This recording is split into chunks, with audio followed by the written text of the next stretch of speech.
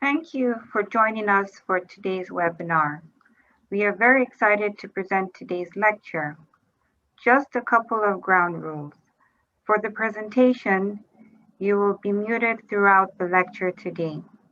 If you have any questions, please feel free to type them into the Q&A box during the talk. We will hopefully have some time at the end of the lecture to discuss them with our speaker. Also, at the end of the lecture, you will see some poll questions to give us some feedback on today's session. We would really appreciate you filling this out as it really helps us as we plan further lectures. I'll pass it over to Dr. Hung. Good morning, everyone. Thanks for joining us for our May webinar. It's been great to have so many of you join us. And for today's lecture, I'm thrilled to introduce Dr. Alice Flaherty as our speaker.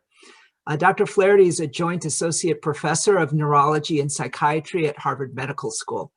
She directs our Movement Disorders Fellowship program here, and she's also a site principal investigator for the first genetic trial for Parkinson's disease.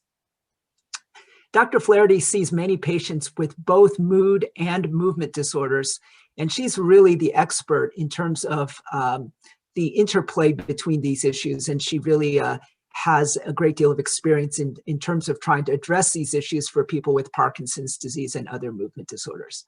Dr. Flaherty is also a wonderful communicator. She's written books for general and medical audiences, and also she's a featured speaker on many documentaries and podcasts. One thing that she shared with me for the introduction today, which I didn't know about her, is that her work has been the basis for 2 Hollywood drama pilots, an award-winning podcast, a curated art exhibition in Manhattan, and as she puts it, a definitely unauthorized horror movie. So I'm going to pass the lecture over to Dr. Flaherty, and she'll take it over from there. Well, hi, everybody. So I'm going to talk about moods today. Moods and movement actually tend to be pretty intertwined, and they also are intertwined with other issues, including cognition and even sensation and hallucinations. So I'm going to talk about all of those things as well.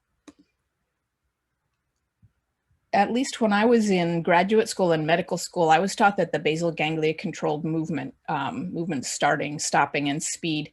But that was really an understatement. The brain doesn't make a distinction between mental and physical. You could say it doesn't make a distinction between motion and emotion either. And all of the things that you have experienced with Parkinson's in terms of your movement, like not being able to get out of the chair, emotionally and even cognitively, that happens too. And so and I'll talk about that analogy or that identity later. The basal ganglia are these subcortical nuclei. They're under the cerebral cortex, and so people have traditionally thought of them as being kind of primitive, but they're very highly evolved in primates. And they control the will in a way. They're the ability to initiate actions, but also thoughts and even feelings. And it's not just Parkinson's that can be a disruption of basal ganglia function. The paradigmatic opposite of Parkinson's is Huntington's, where people move too much, tend to be too impulsive rather than not impulsive enough. And there's also many others, including Tourette's. And but we'll focus on Parkinson's today. So as I said, Parkinson's affects more than movement, and you can see that in the anatomy. This is not something that you need to memorize, but there are different pathways through the basal ganglia. There's a movement pathway, but there's also one that's cognition and emotion. We shouldn't think of them as being completely parallel because at each level of processing in the brain, they interact. So let's focus on dopamine. As we all know, dopamine is the crucial missing molecule in Parkinson's disease. And most of you probably already know from the newspapers and the pop psych literature that dopamine is very important for motivation and drive. And it's the one neurotransmitter that all businessmen know about because they think they want more of it before their sales pitch.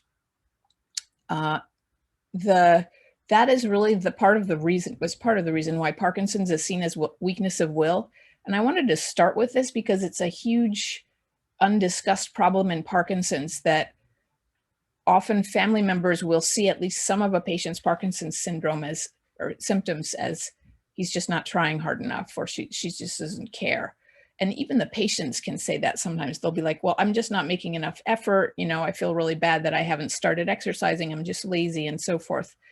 And as we'll talk about, it's not, you know, the real, not to get into free will, but the perception of free will ends up being where the borderline between blame and not responsible. And so we think of medical conditions as things we're not responsible for. They're not our fault. But then our reaction to the condition, or, you know, a vice, is something that we did that we're responsible for. And so as soon as we start seeing a disorder of voluntary movement like Parkinson's, which always, it's very easy to mistake things as intentional, it's very hard for us not to blame people, because that's kind of how our sense of blame works. So, you know, the classic example is a spouse will say, oh, she's so energetic when the grandkids come over, you know, she throws a ball, she runs, she plays with them. But then if I say, oh, can you take out the trash? She's like, oh, I can't, I have Parkinson's, I just don't have the energy. And so what's up with that? That just seems like she's not trying. But if you give someone their levodopa, their cinema, then all of a sudden they can try. And so we're sort of split in terms of whether we see this as an illness or not. And this is not something that's easy to resolve. It keeps creeping back into our language, even when we know that it's not my fault, I have Parkinson's. So perhaps just dismissing the whole idea of fault and thinking, how can we make it better, is a more practical way of approaching this. So, you know, the general, as I said, the pop psych idea is that dopamine is good because it boosts motivation, but too much of anything can be bad, of course. And dopamine boosting drugs, having too much dopaminergic activity, can trigger goal-oriented pursuits to the degree that they become a real problem. But I want to make a distinction up front that goal-oriented pursuits, going towards something that you want, is very different from fear-oriented or fear-driven movements. And this is sometimes called the amoeba theory of drives, because every animal has this. There's two motivational systems, and the one that's affected by Parkinson's is going towards something that you want, and the other is away from something that you're afraid of. We'll come back to that later. There's a wide range of ways that Parkinson's can affect mood and motivation, and the primary group is from the Parkinson's itself, but then the secondary group is from the treatment. And the most simple lack of motivation is apathy, where you just don't care. And this can blend in a very complicated way with depression. Classically, we think of melancholic depression, sadness about loss, but there are other types of depression which are really indifference, feeling that you're maybe not even alive, that you're just dead. And we'll talk about that distinction later. Anxiety can often go along with Parkinson's. That's a fear of loss in a way. And then there are sometimes people who get obsessive compulsive behaviors associated with Parkinson's. And again, that's fear driven, and that's in distinction between what you get with Parkinson's meds, where you can have desire driven, often very manic-y behavior when people take your meds. And then there's the withdrawal of that can cause off-state panic. And I've seen, for instance, I had a patient who was this big businessman, and he was completely normal while his meds were working, and then they would suddenly stop working, and he'd go from talking about his real estate to saying, I'm going to die. I know I'm not going to die, but I think I'm going to die. Oh my God, this is awful. And it was like the molecule, the dopamine that was needed to maintain his mood had suddenly disappeared, and it's an awful feeling. Psychosis, we'll talk about at the end of the talk. I've been focusing on dopamine's role in motivation, but it also does have a role in the imagination as well. And when your imagination gets too vivid, that can lead to hallucinations and delusions.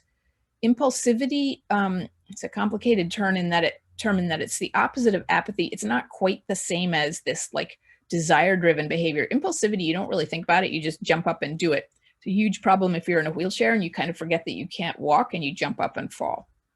And then there's a complicated phenomenon called agonist withdrawal syndrome, usually in, say, somebody who stops his or her pramipexole, and you can get a very prolonged feeling of unhappiness and lack of motivation and real negative thoughts from that.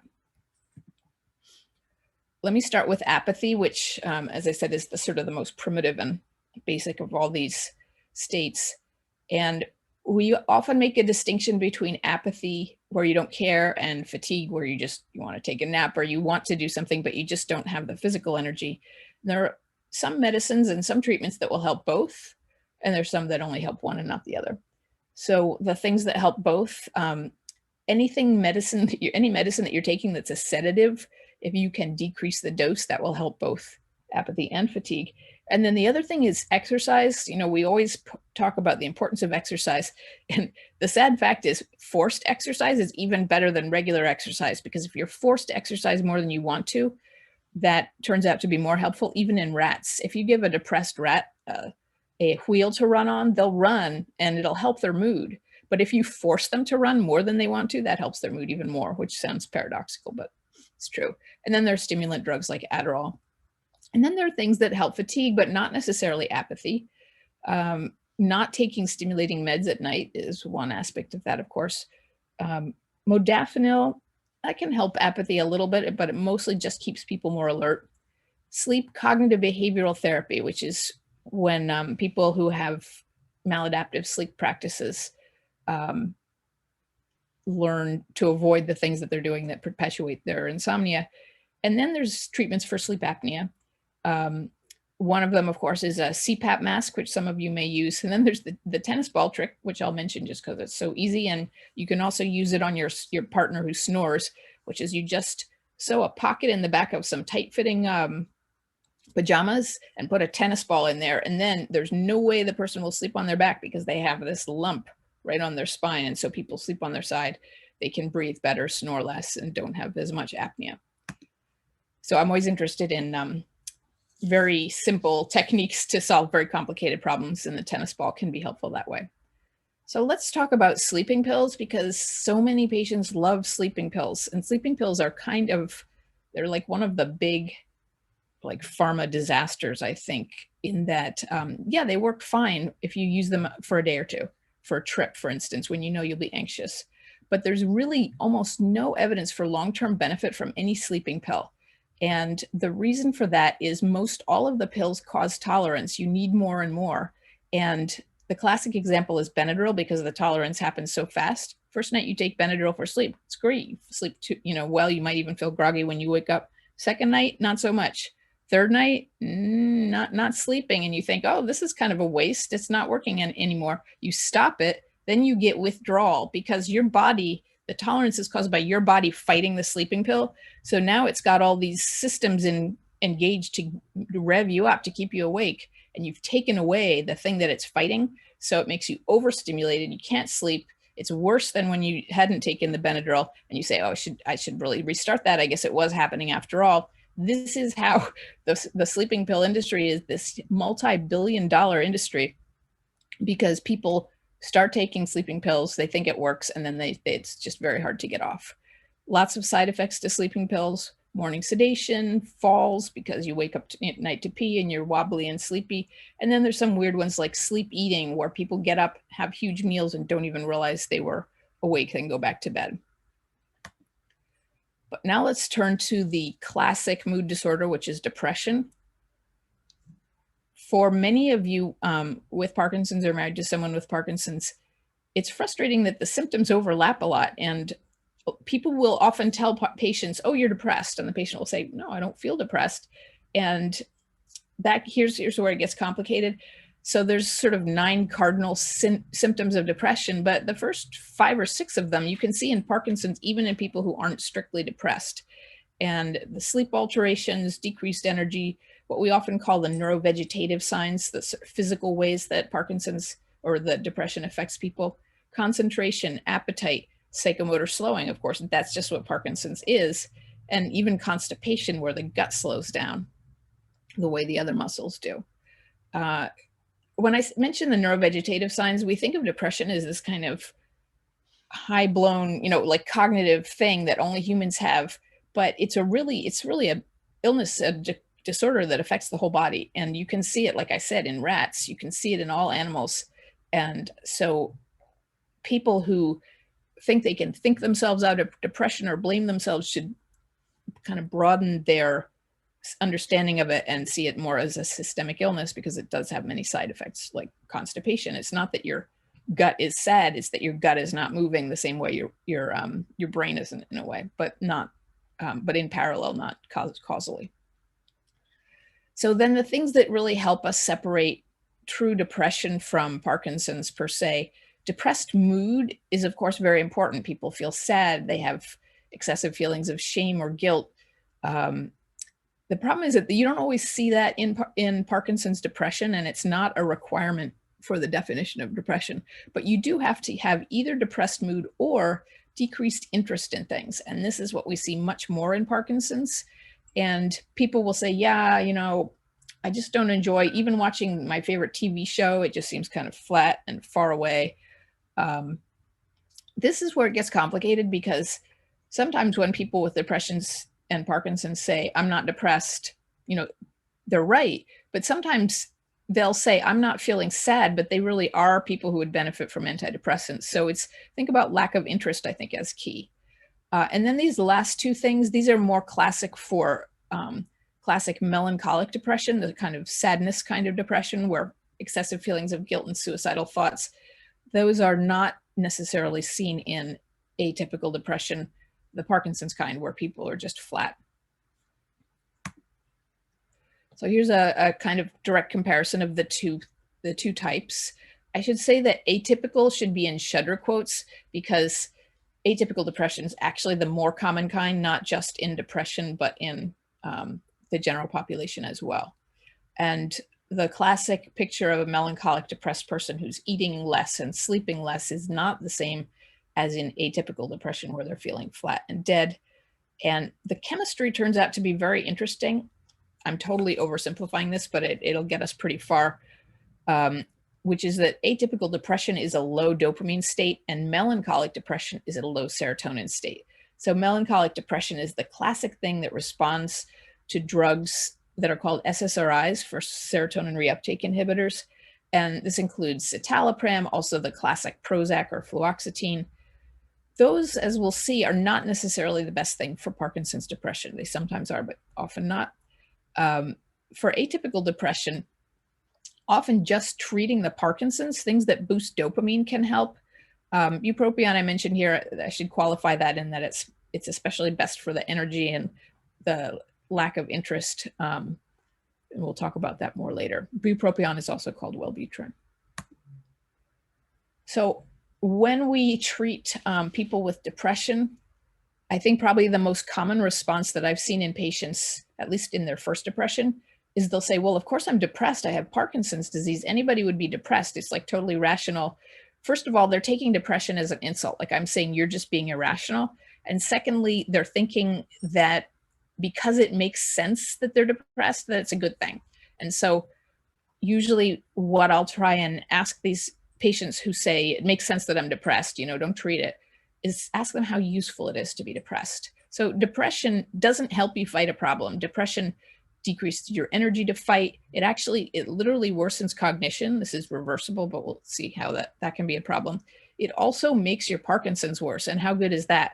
So depression, not only when you're depressed, your Parkinson's symptoms will get depressed. Like after a bereavement, for instance, someone's grandchild dies, they'll say, not only am I incredibly sad, but now my Parkinson's is worse too. It's the same problem, and it will get better as the grief gets better. And then there's actually evidence that depression kills brain cells in your hippocampus. This is reversible. They can, you can have new ones later, but it's just not good for your brain. So another thing to think about in terms of whether you're depressed and whether you should treat your depression is you can't will yourself out of depression. If you could, you would have done it already. So by the time other people are saying, cheer up, and you're trying to cheer up and it's not working, it doesn't mean you should try harder. It means you should seek help from other people. And finally, another distinction that people will make sometimes, this is really kind of 1950s, but still lingers on. People will say, well, I don't have a clinical depression. It doesn't need treatment. It's reactive. And again, I'm putting these in shutter quotes because it turns out they're both treatable, and they really is not very much different. As clinical depression is seen as one that just arises spontaneously, but most people with recurrent depression start out as having reactive depressions that then just start arising spontaneously. So the fact that it has a reasonable cause doesn't make it good. Now, a third thing, I forget where I am in my list, another thing that can be a problem in diagnosing and treating depression is that often the patient and the family will say, well, he's always been like that. You know, he's always been not that interested or engaged. He's always been quiet, you know, not that much energy. And as many of you know, some of the mild symptoms of Parkinson's can begin long before the motor symptoms. And there's a tendency to refer to this as Parkinson's personality. And people are often very conscientious. They're sober, they're risk averse. They're more likely to have mild depression before they even have Parkinson's. And they tend to be compliant with medicines. They take their pills, which is why doctors love them. I'm putting Pope John Paul II as sort of the archetype of Parkinson's personality because he was sober, conscientious, and so forth. I'm overgeneralizing. Of course, there are many people with Parkinson's who do, you know, take risks. They're less common than average, but they're not always conscientious. And just to keep in mind that we should be careful when generalizing, Hitler had Parkinson's as well. And it turns out the reason he only did the Heil Hitler sign with his right arm after, I think it was 1933, was because he had left-sided Parkinson's and he was always gripping his belt to hide his tremor, or he'd have his hand in his pocket. So maybe not the best role model. There's something called pseudobulbar affect that I'll mention in passing. It can look a little like depression, but it's just a disorder of the expression, the affect of emotion, and not so much the feeling of it.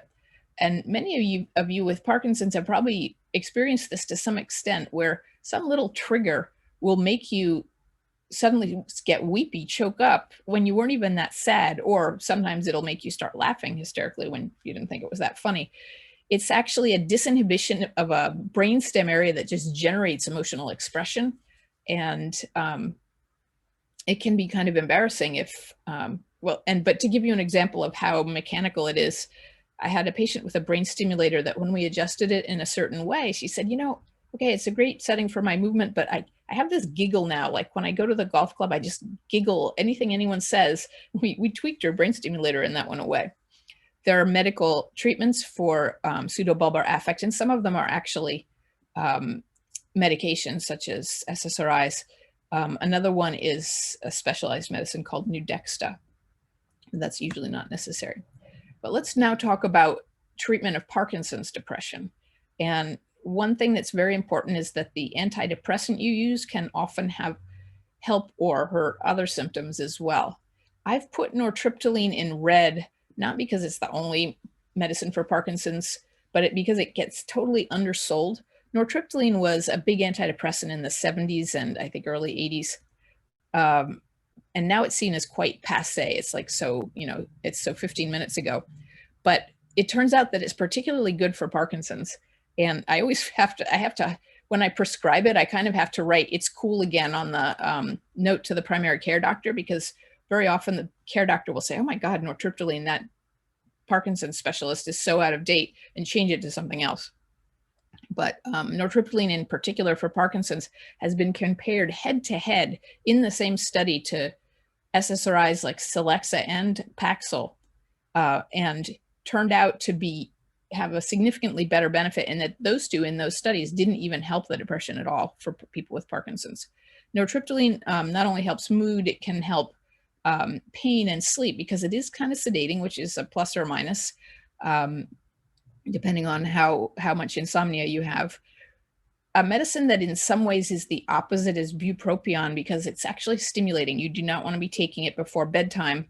It can help energy a lot. It can help mood too, but there's not as much evidence in Parkinson's per se that it's good for mood.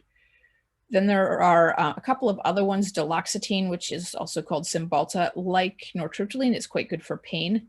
and mirtazapine, which is also a bit sedating, and it can even sometimes suppress the tremor a little bit. Whereas SSRIs, I put them kind of faded out, some of them can even worsen tremor. Now, I should admit my bias. There are lots of good good Parkinson's docs who will prescribe SSRIs first, and I should apologize to all of them. But there's, and there are times when you really have to, especially if someone has a classic melancholic depression, if they're weepy, if there's a whole lot of anxiety, SSRIs can be much better than the other ones. But about 10% of people will find that it actually worsens their Parkinson's symptoms. Their REM behavior disorder will get worse. Their tremor may get worse. They may feel more apathetic. So that's why I'm saying beware. But for those of you who are on an SSRI, please don't, just because I brought this up, please don't go home and stop your SSRI. That's actually quite dangerous. You can get a rebound. And there are lots of ways in which maybe just adding a little bit of bupropion can get you the benefit of the SSRI without the negative side effects. So I should really not come on this strong about SSRIs, but they're so overprescribed. Everyone just reaches for them in this knee-jerk way that I wanted to rant a little. So I'm focusing on medicines because I'm a doctor and we're all like pharma whores in a way. We've all been bred to think pills are the best, but there are very good non-medical treatments as well. I'll have to say they're much better for mild to moderate depression. They're really not shown to be that effective for major depression, like very serious depression. But the best non-medical treatment for pretty much everything is exercise. And while there's some debate, it seems that aerobic exercise is probably best for depression. Not even vigorous anaerobic exercise is not as good. And it also seems to be important, at least in Parkinson's, to work on speed more than strength. And so anything that involves quick timing, like rock steady boxing or any ball sport, even hockey, where you're chasing a puck and you have to, I should say especially hockey, because I love hockey, but those are better than things where you're working at your own pace. Things like weights that are just focusing on strength and stretching, those are not going to help your depression probably. They may be good for other things. Cognitive behavioral therapy has been shown to be helpful, again, for mild to moderate depression. Doesn't involve pills. And as everyone with an illness knows, it can be very helpful to talk to someone about what you're going through, independent of just the ability of CBT therapy to help you realize the ways in which you're exaggerating the situation, where you have some cognitive distortion, like this is going to be awful, there's nothing I can do. Things like that are just false beliefs. And then finally, social interaction. As we all know from COVID, lack of human interaction is terrible for people in a social species like being a human being. And the problem is that when you're passive, when you're tired, you don't want to go out. And with COVID, it's been very easy for people to not make the effort. So when your spouse says, oh, you should really come, and you don't feel like it, you should really go. You should go to the party. So it can be overwhelming, all these different medicines that can help and treatments. And I think that I don't want to be one of these doctrinaire or patrician kind of doctors who just tell you what to do. You're the ones that know your bodies the best, and you can give us as doctors a lot of information about what's good, and you can be very helpful in trying different things. There's some rules to keep in mind when you're doing trials of different medications. Besides having the pills that you're going to try and the flexible doctor who's willing to work with you, it's very important to take notes. And that's hard when you're tired, but the notes are crucial because you are not going to remember even sometimes the major effects of some of the medicines by the time you come back to a doctor 3 months later. So please write it down. And what you want to be looking for are not only the effects on mood and also on your Parkinson's, but on energy as well. Like keep all of those three separate and do the trial for longer than a few days. Like the worst situation is when a patient with depression tries a pill, hates it. The first day, their heart's racing, they feel awful, they stop it. And usually that's anxiety about taking the pill much more than the pill itself. And these meds just don't work that fast anyway. So you really need to try it. I'd say a week for a Parkinson's med dose change, but probably 4 weeks for mood drugs. And again, avoid getting too worried about small, brief changes at the beginning of the trial, because those are often caused by what we, the placebo effect that we're all familiar with. You expect something to work and actually experience it as working, at least for a while. But then there's also its evil twin, the nocebo effect, which is the opposite. You expect it not to work because you've tried other meds that haven't worked, for example. And then you have not only you under perceive any benefits, but you're also, because you're anxious about it, you get heart racing and shortness of breath and things that you attribute to the pill. And then finally, control your variables. That's one of the reasons that you need long trials, because if there's anything else that's going on, let's say, there's construction next door and you can't sleep and that's going to worsen your mood, you want to make sure you can separate that from the effect of the thing that you're varying. So only change one thing at once. Don't change two things at once. Or if you can't avoid that, do it for long enough that the other variables tend to cancel out. Now I'm going to talk briefly about cognition a bit, because everybody, all of us, as we get older, every day we think, oh, I've got Alzheimer's disease because I forgot my keys, or I can't remember that guy's name. There are two major classes of cognitive dysfunction in people as they get older, and they're not equivalent. So I'm going to separate out Alzheimer's dementia from what should perhaps better be called executive dysfunction, which is executive dysfunction is seen in almost everybody with Parkinson's to some extent, but also almost everybody as they get older to some extent. The anatomy is a little different. So Alzheimer's disease is a cortical problem. The cortical cells are dying. And in Parkinson's, it's really the subcortical, the anatomy, but I guess the anatomy we shouldn't focus on so much as the symptoms. So the classic thing with Parkinson's and any executive dysfunction is that you're slow to retrieve the name. You see the guy, you can't remember his name. Then an hour later, you're like, damn, it was John. That's not Alzheimer's, where that name is no longer in there. It's not there to be found. And so cueing can help that. So if I say to you, oh, the guy's name begins with J, if you have Parkinson's, or if you have executive dysfunction, you'll think about it. You'll remember it with a prompt. Whereas in Alzheimer's, it doesn't help. Processing speed in Alzheimer's is usually pretty normal, whereas it's not in Parkinson's. And people with Parkinson's and executive dysfunction in general will know that they're having cognitive trouble, which often people with Alzheimer's do not, because their memory is too poor to remember that they have bad memory. And I'm exaggerating a bit, but the bottom line is that often people with executive dysfunction are more bothered by their symptoms than people with Alzheimer's, even though the symptoms are much more manageable. And this is particularly true in depression. So depression, whether or not you have Parkinson's, will cause executive dysfunction. People can't pay attention. They're slow to finish tasks, and they think, they get depressed not only about the state of the world, but also about their memory. And so someone who comes into me and says, I'm so depressed because I'm losing my memory, I usually think they're depressed and the memory problem is secondary. So there are some treatments that can be pretty helpful for executive dysfunction. First, just knowing that if it's related to a depression, it's going to get better when the depression does, is just soothing. But anything that decreases sedatives will help executive dysfunction. And then treating the depression and the anxiety will help as well. And this includes also some of the memory pills that shouldn't have been indented, sorry. But rivastigmine, and then for certain types of anxiety, memantine can be helpful, or donepezil. All of these meds can help with executive dysfunction, probably in some cases better than they help with Alzheimer's memory problems. Then again, physical exercise, as I've mentioned, and then mental exercise. It turns out that probably the best mental exercise any of us can do is socializing. And it's very hard, especially in a group, to remember, oh, who's sleeping with who, and does that other person know? And should I compliment the person on their new job, or were they the person that was just fired? All that stuff, which is kind of stressful, is very good for your brain. There's no evidence, on the other hand, that brain games like Sudoku or Lumosity or any of those websites, which I think have all been taken offline because there was a class action suit to show, because they just don't help your cognition.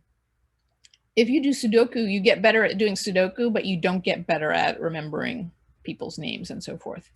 Now, so all that's kind of depressing about brain exercise, except for one thing, And it turns out that games that work on brain speed, processing speed, actually do help. They help kind of remarkably well. They help not only brain processing speed, but they can help recall. They can help to even prevent dementia and depression. I'm exaggerating a little, but actually I'm not, because there are studies showing a number of very significant benefits. Now, these were studied in normal, so all of you who are normal people who are here as caregivers should think I should probably be doing this too. And I have done these exercises myself. Probably the easiest source of this is a fairly inexpensive brain game that's available on the web. I'll just show you a little bit of the trailer so you can, or the guide to it. You can see how non-cognitive these tasks are. It seems hard to believe that this would actually improve your thinking, but they do. So here's the description. In Double Decision, you will identify a vehicle and locate a road sign. Actually, I should ask, are people hearing the, I'm not sure if you're going to get the sound from this, so I'm going to turn off the sound and just narrate myself. But the goal is you're looking at the center of the screen and you see two cars, and then one car appears and the other car is not there. And there's also a road sign. And then you have to say which car was it and where was the road sign. So you're paying attention to two things at once. And at first the tasks are done pretty slowly. You see the sign in the car for a while, and then later it's going to speed up. And it's a weird task. It's not like playing video games. And as you improve, the vehicles disappear faster and faster. So people can certainly ask me more about that after the talk if they're interested.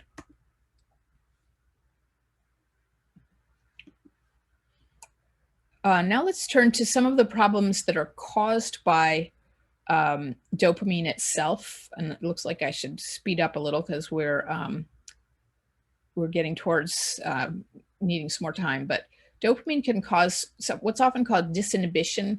I'm putting it in quotes because often the thing that it seems to be disinhibiting they never had before. So it's not like it was there just to be uncovered. And the classic example of this is people who become gamblers or hypersexual because of, say, pramipexole or one of the dopamine agonists are the most common causes of this. But it's not always, these kind of vices like gambling and hypersexuality. Can be any hobby like gardening, making music. I put this CD up because I had a patient who became compulsive about composing. Each time he took his Cinemet, he would rush over to the piano, and he'd had almost no interest in music before.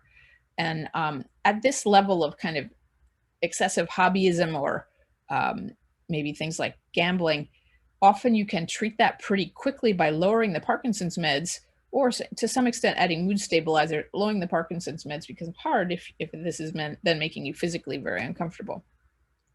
But now let's talk about Parkinson's psychosis, which I'm going to spend a fair amount of time on, because not only because now that there are a specific drug for it, you've probably all seen the ads, and that's made it very commonly discussed, but also because this turns out to be the most disabling feature of Parkinson's, is this med side effect, and it can be really devastating.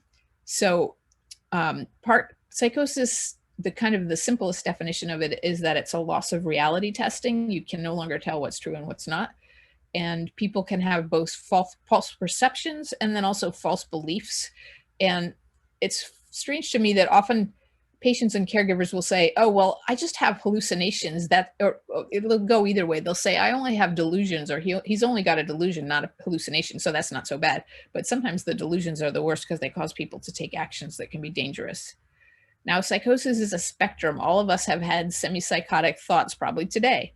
And just this cloud example, we've all seen a face in the clouds. But if you're psychotic, you can't reality test and you think it's a real face, and maybe that it's even talking to you.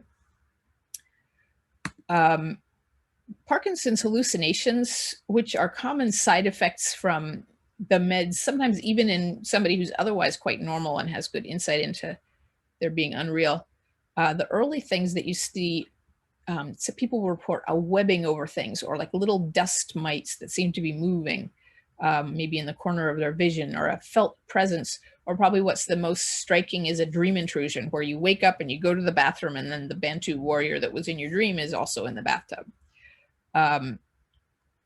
Then at the middle stage, people still have insight, but they may be seeing things like small animals or little children. And they're often repetitive or multiple. And that's where this cat picture comes in. Like, we don't even have a cat, but I see cats everywhere. And then late stage, and this is usually when someone also is having significant cognitive problems as well. People will see quite frightening things like intruders, or they'll see dead relatives and think they can talk to them. So more formed, more multi-sensory. Now there's other reasons to have hallucinations as well, and I'll focus on depression because this is usually people with classic melancholic depression can get delusions from this as well. They're usually delusions about their body, that their body is rotting or falling apart. That's actually pretty uncommon in Parkinson's depression unless someone had a history of bad melancholic depression ahead of time. And one other kind of hallucination that I had one patient who had both Parkinson's hallucinations and also PTSD flashbacks. And I said naively, "Oh, how do you tell them apart?" And he said, "Duh, when I see little kittens all over the backyard, I know it's from the cinema. But if I see the Viet Cong coming over the hill, then I know it's PTSD flashback from my time in Vietnam." So let me turn to delusions now. These can be the most disabling part of the psychosis because they're often paranoid. And one that is really just heartbreaking is Othello syndrome, which, like Othello in the Shakespeare play, was falsely believed his wife was unfaithful. So delusional jealousy can be a huge problem. And you'll see there may be a caregiver who's been faithfully with the patient 24/7, and the patient is accusing her of, "Oh, you're sleeping with the mailman." And that's just so terrible for everybody involved.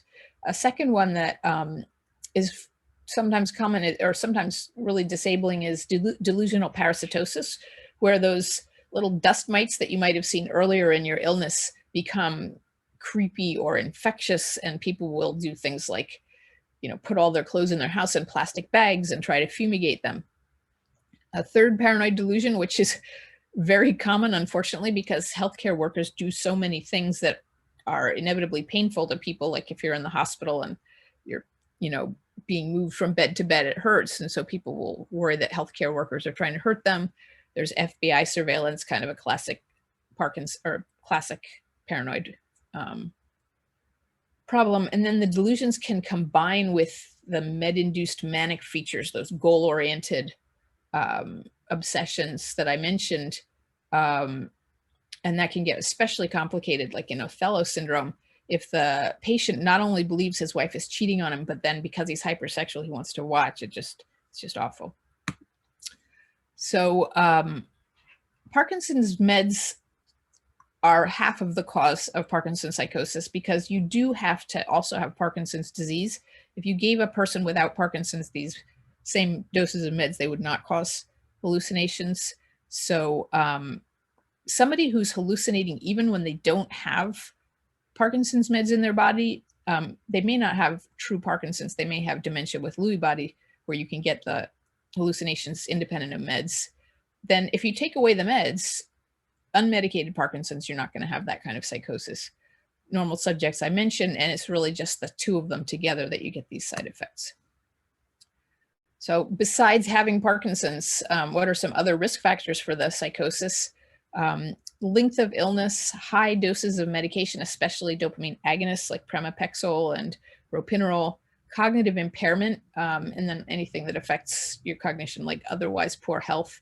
Having a mood disorder as well makes it worse. Using psych drugs that are such as sleeping pills and cannabis that can themselves make people worse at reality testing, being sick, unfamiliar surroundings, and also sleep deprivation. And then finally, one study showed that Americans are more susceptible to Parkinson's psychosis than Canadians, but I should point out it was a Canadian study, but I guess people are just more sensible up there. So the meds we always think of for Parkinson's psychosis are, of course, antipsychotics.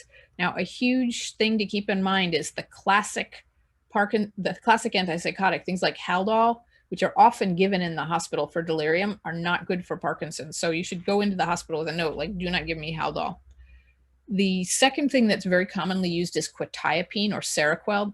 It's got some advantages. It's inexpensive. It works pretty fast. It's pretty weak though, and in the higher doses that you may need, it can worsen Parkinson's motor symptoms, it's sedating and so forth. Now the new medicine, pimavanserin, the one that's being advertised, called, the brand name is Nuplazid. This does have a lot of advantages. It does not worsen Parkinson's symptoms. It's not sedating, and it can even help daytime alertness. There's some cons. It's not that strong, kicks in slowly, and it's quite expensive. And then finally, there's the sort of gold standard for Parkinson's psychosis therapy, which is clozapine. Very powerful drug, can actually suppress some Parkinson's symptoms like dyskinesia and tremor, but it's unfortunately sedating and it requires blood tests, but it's probably the best treatment when the pimavanserin isn't cutting it anymore. There are other things you can do to treat psychosis without antipsychotics, at least as a temporizing kind of thing.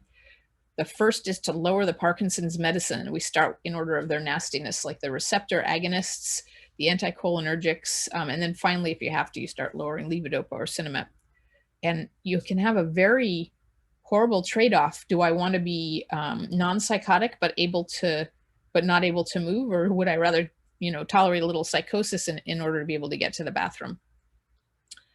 If you can spread out the medicine as evenly as possible, for instance, Rytary, which is the longer acting form of Sinemet, is better at spreading out the levels so you don't get peaks that make you psychotic. Sinemet CR I listed, but it's really not it's not very controlled release. It's not that effective. Rytary is better. And then finally, there's a Duopa pump that will release the medicine in very small amounts into your intestine, but very constantly, which can be helpful this way.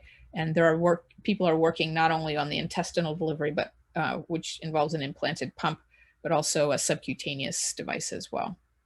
And then let's talk about behavioral interventions, which are important for caregivers when they don't have the pills and their spouse is suddenly behaving oddly. It turns out that showing people bright light in the late afternoon can help the kind of sundowning with the confusion they get at night. Distracting, I'll talk about this in a minute, and then altering your communication with people. How to communicate with psychotic people. It's useful for all of us when you're dealing with your bosses or your kids, right? The first is, if they're frightened, reassure them that they're safe and that you want to help them. I think doctors often forget to do this. We just assume you think we want to help you, but of course you may not assume that at all. And speak slowly and simply, because they're not able to attend to what you're saying very well, but don't be patronizing, because that just makes people angry, of course. Let them have time to respond so that they can say what's bothering them, and ask them specific questions so that you know why they're upset. Don't just go trying to solve a problem when you don't really know what the problem is. And then don't argue with delusions. You should give people reality checks. Like if they say, oh my God, there are people in the backyard, tell them, no, there aren't people in the backyard. That's a side effect of your meds. But if they start arguing with you, you're going to lose that argument. They are not going to be convinced. So just change the subject. And then finally, in terms of calming people down, it's actually very useful to mirror their emotions. And I think we're all taught that, like if someone's sad, you say, oh, that must be so hard for you, and you look sad too. But it turns out it works pretty well for anxiety and anger, as long as you show them you're mirroring their anxiety or anger, not your own. So you can say, I can see you're so angry. You don't say, I'm angry at you. So that turns out to be a very good nonverbal way of communicating with people who may have lost some of their words because they're so upset. Works. I tried it first on my kids after I'd heard this as a way of calming down angry schizophrenics. I tried it on my kids first. Worked great for them. So people get nonverbal when they're upset. And it turns out, even for doctors, that if we try and reassure you, let's say you're worried about a MRI result, you think you might have a brain tumor. And if we say, oh, relax, you don't have a brain tumor, it's great. That turns out not to be as reassuring as if I look worried too, and I say, it's natural for you to be worried about this, and actually the scan shows that there's no tumor. People understand that it comes across as you're being concerned in a way that shows you understand what problem there is, rather than sounding, oh, it's okay, that sounds patronizing. It's much easier to mirror someone's anxiety or anger than to just like suppress it and maintain calm. And so many doctors have been taught you need to be calm in every situation, and it takes a lot of energy to pull that off. And then once you've mirrored somebody so they understand that you're on their wavelength, that they're angry or whatever, then you can you're on their frequency, start changing the frequency a little bit.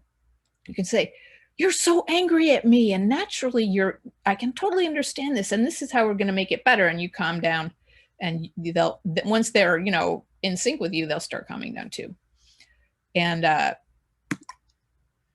nonetheless, even with, approaches like that, it can at least help in the sense that you have some ability, you have some ability to change the situation. Psychosis is incredibly stressful for families, and turns out that it's much more of a caregiver burden than the motor symptoms and having to lift your spouse and get them to the bathroom, and that kind of thing. Huge emotional, financial drain. And one of the pieces of evidence for this is wounds heal like 20% slower in caregivers because of all the stress they're under. The stress hormones make their healing slow. So I'll stop there. I'm happy to take questions, and I guess there are some in the chat now. And thanks for your attention.